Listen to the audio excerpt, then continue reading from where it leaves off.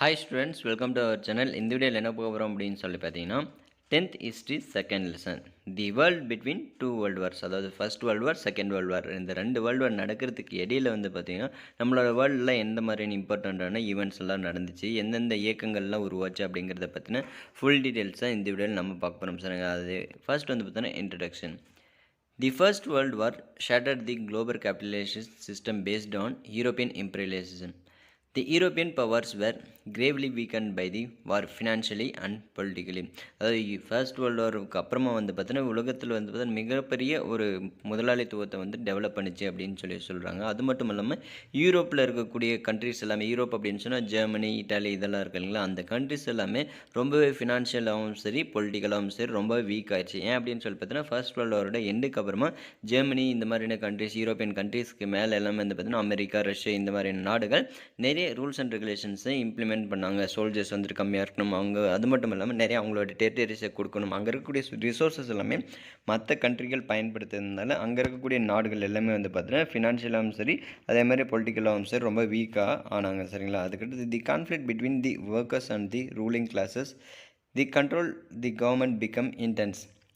As the results of this fascism emerged in Italy and Germany, anti-colonial struggles got intensified as the colonial powers were weakened by the war. அதுக்கடுத்து வந்து பார்த்தீங்கன்னா அங்கே இருக்கக்கூடிய ruling party, அதாவது முதலாளிகள் தொழிலாளர்கள் இருக்காங்க, ஒர்க்கிங் பார்ட்டிஸ், அவங்க ரெண்டு பேருக்கும் இடையில் வந்து பார்த்தீங்கன்னா மிகப்பெரிய அளவில் முரண்பாடுகள் வந்துட்டு ஏற்படுது. இதனால் அரசியலில் வந்து பார்த்தீங்கன்னா நிறைய பிரச்சனைகளும் அதே மாதிரி சிக்கல்களும் ஏற்படுது. இந்த முக்கியமான பிரச்சனை தொழிலாளர்களுக்கு எழுப்பக்கூடிய முக்கியமான பிரச்சனையை முன்னிலைப்படுத்தி வந்து பார்த்திங்கன்னா இட்டாலியில் ஃபாசிசமும் அதே மாதிரி ஜெர்மனியில் நாசிசமும் வந்துட்டு டெவலப் ஆகுது. இட்டாலியில் ஃபாசிசத்தை டெவலப் பண்ணுறவர் ஹிட்லர், அதே மாதிரி Mussolini.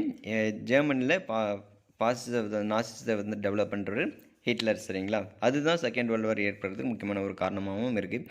As we saw in the last chapter, the crisis in the Western world had led to the outbreak of World War I. We now turn to the social and political developments in the world after the end of the வார்.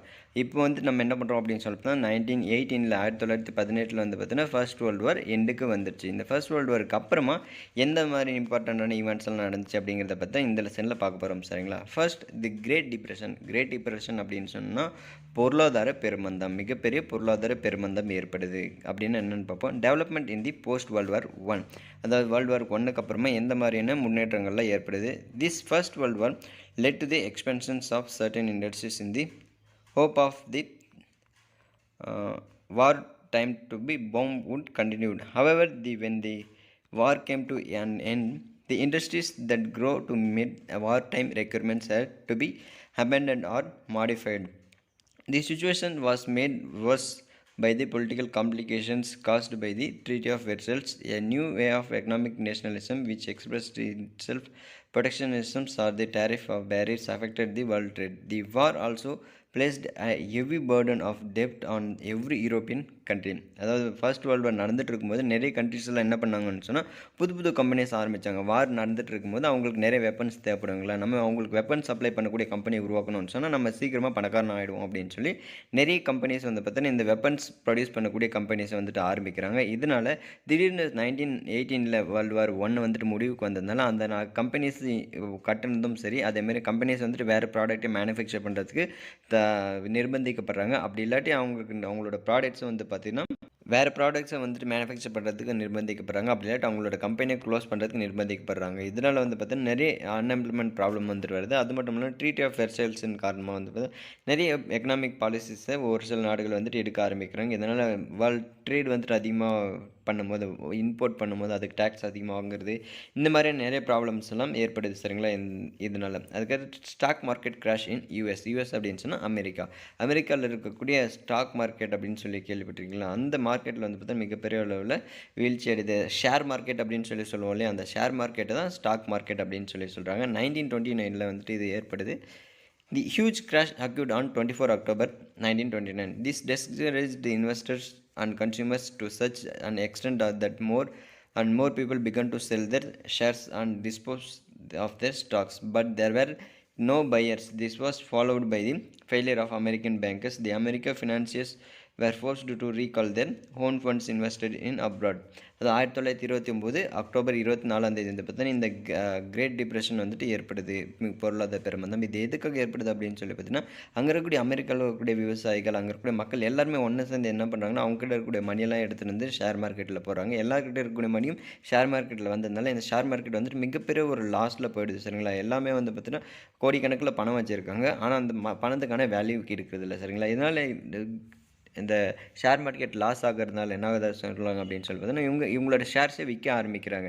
விற்கிறதுக்கு ஆள் இருக்குது, but ஆனால் அதை வாங்குறதுக்கு யாருமே இல்லாததுனால இந்த stock market வந்துட்டு அமெரிக்காவில் மிகப்பெரிய ஒரு தாக்கத்தை ஏற்படுது. அதுக்கடுத்து அமெரிக்கா வந்துட்டு ஃபர்ஸ்ட் வேர்ல்டில் நடந்துட்டு இருக்கும் போதும் சரி, நடந்ததுக்கு அப்புறமாவும் சரி, நிறைய நாடுகளுக்கு பணம் கடன் கொடுக்குற அளவுக்கு ஒரு பணக்கார நாடாக இருந்தாங்க. அவங்க அதுக்கப்புறம் இந்த கிரேட் டிப்ரெஷனுக்கு அப்புறமா அவங்க பணத்தை திருப்பி வாங்க முயற்சி செய்கிறாங்க. சரிங்களா? ஏன் அப்படின்னு சொன்னால் அவங்களோட நாட்டில் இருக்கக்கூடிய மணி வந்துட்டு வேல்யூ இல்லாமல் போயிடுச்சு. இதனால் அவங்க அதர் கண்ட்ரீஸில் அப்ராட் அப்படின்னு சொன்னால் ஃபாரின் கண்ட்ரீஸில் இன்வெஸ்ட் பண்ணியிருக்கக்கூடிய மணியை வந்துட்டு இவங்க திரும்பி வாங்குற அளவுக்கு நிர்பந்திக்கப்படுறாங்க. சரிங்களா? Then break down of the international system of exchange அப்படின்னு சொல்லி ஏற்றுமதி இறக்குமதி பண்ணுறாங்களே. இப்போ வந்துட்டு நம்மளோட அமெரிக்க டாலர் வந்துட்டு ஒரு டாலர் நம்மளோட இந்தியன் ருபீஸ்க்கு 75 ருபீஸ் அப்படி இருக்குங்களா.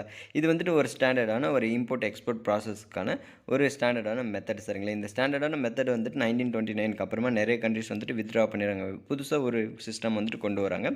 அதுதான் எக்ஸ்சேஞ்ச் சிஸ்டமில் சேஞ்சிங். சரிங்களா? Despite emergency measures such as outcuts in expenditure and increased taxation, the situation did not improve in England.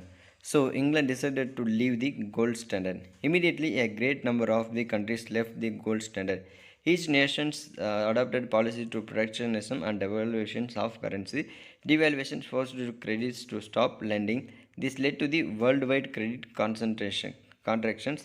The defensive measures adopted by the various nations to safeguard their economic interests led to an unprecedented decline in the world economic activity, as it affects the deep and prolonged economics, and historians call it as great depression. அதாவது 1929க்கு அப்புறமா என்ன பண்ணுறாங்க அப்படின்னு சொன்னால், நிறைய நாடுகள் gold standard method இப்போ வந்துட்டு நம்மளோட நாட்டில் இப்போ வந்துட்டு நம்மளோட கவர்மெண்ட் தானே மணியை வந்துட்டு பிரிண்ட் பண்ணுறாங்க. பிரிண்ட் பண்ணும்போது நம்ம நாட்டில் இருக்கக்கூடிய எல்லா ஏழைகளுக்கும் ஒரு கோடி அப்படி இல்லை ஒரு 10 கோடி வந்துட்டு பிரிண்ட் பண்ணி கொடுத்துட்டா நம்மளோட நாட்டில் இருக்கக்கூடிய எல்லாருமே பணக்கார ஆகிடுவாங்க. ப்ளஸ் நம்ம நாடும் பணக்கார நாடு ஆகிடும் இல்லையா? ஏன் வந்துட்டு அதை பிரிண்ட் பண்ணி நம்மளோட கவர்மெண்ட் கொடுக்குறதில்ல அப்படின்னு சொன்னால், இந்த கோல்டு ஸ்டாண்டர்ட் மெத்தட் அப்படிங்கிற மெத்தடை ஃபாலோ பண்ணி தான் எல்லா நாடுகளும் உலக நாடுகளில் பெரும்பாலான உலக நாடுகளில் கோல்டு ஸ்டாண்டர்ட் மெத்தடை பயன்படுத்தி தான் இவங்க மணியை பிரிண்ட் பண்ணுறாங்க. இப்போ நம்ம நாட்டில் எவ்வளோ தங்கம் இருக்குதோ அதுக்கு ஈக்குவலாக இப்போ வந்துட்டு மணி இருக்கணும். அதுதான் கோல்டு ஸ்டாண்டர்ட் மெத்தட். இப்போவுமே வந்து பார்த்தா 1929க்கு அப்புறமா இங்கிலாந்து வந்துட்டு அவங்களோட கோல்டு ஸ்டாண்டர்ட் மெத்தடை கேன்சல் பண்ணிட்டு அவங்களுக்கு தேவையான மணியை அவங்களே பிரிண்ட் பண்ணிக்கிறாங்க. இந்த சிஸ்டம் நிறைய நாடுகள் பின்பற்றுறதுனால அவங்களோட மணிக்கும் வந்து பார்த்துட்டு வேல்யூ இல்லாமல் போயிடுது, இம்போர்ட் எக்ஸ்போர்ட் பண்ண முடியாமல் போயிடுது. சரிங்களா? இந்த கோல்டு மெத்தடை ஸ்டாண்டர்ட் பண்ணி கேன்சல் பண்ணிட்டு அவங்களுக்கு தேவையான மணியை அவங்களே பிரிண்ட் பண்ணுறதுனால இந்த கிரேட் டிப்ரெஷன் வந்துட்டு மிகப்பெரிய அளவில் வேர்ல்டு எக்கனாமிக்கில் அஃபெக்டை ஏற்படுத்துது. இதனால் இங்கே இருக்கக்கூடிய ஹிஸ்டோரியன்ஸ் வந்துட்டு அதை கிரேட் டிப்ரெஷன் அப்படின்னு சொல்கிறாங்க. சரிங்களா? அதான் gold standard is a monetary system where a country's currency or paper money carried value directly linked to the gold. அதான் சொன்னீங்களா, இப்போ நம்மக்கிட்ட 1000 கோடி ரூபாய் பணம் இருக்குது அப்படின்னு சொன்னால் 1000 கோடி ரூபாய் வேல்யூ இருக்கக்கூடிய கோல்டு நம்மளோட நாட்டில் இருந்தால் தான் நம்ம 1000 கோடி ரூபாய் மணியை வந்துட்டு பிரிண்ட் பண்ண முடியும். அதுதான் கோல்டு ஸ்டாண்டர்ட் மெத்தட். சரிங்களா? Repercussion in politics. The depression changed the political conditions in several countries. In England, the Labour Party was defeated in the general elections of 1931. In USA, the Republican Party was rejected by the people successive elections about the 20 years after the depression. அதாவது இந்த அரசியலில் வந்து பார்த்தா மிகப்பெரிய அளவில் மாற்றத்தை ஏற்படுத்துது. இது இங்கிலாண்டில் லேபர் பார்ட்டி வந்துட்டு தோற்கடிக்கப்படுறது. ஜென்ரல் எலெக்ஷன்ஸில் லேபர் பார்ட்டி வந்துட்டு தோற்கடிக்கப்படுது. சரிங்களா? அதுக்கடுத்து யூஎஸ்ஏல ரிப்பப்ளிக்கன் பார்ட்டி வந்துட்டு அங்கே இருக்கக்கூடிய மக்களால் தோற்கடிக்கப்படுது. இந்த கிரேட் டிப்ரெஷனோட காரணமாக நிறைய நாடுகளில் அரசியல் மாற்றங்களும் ஏற்படுது. Rice of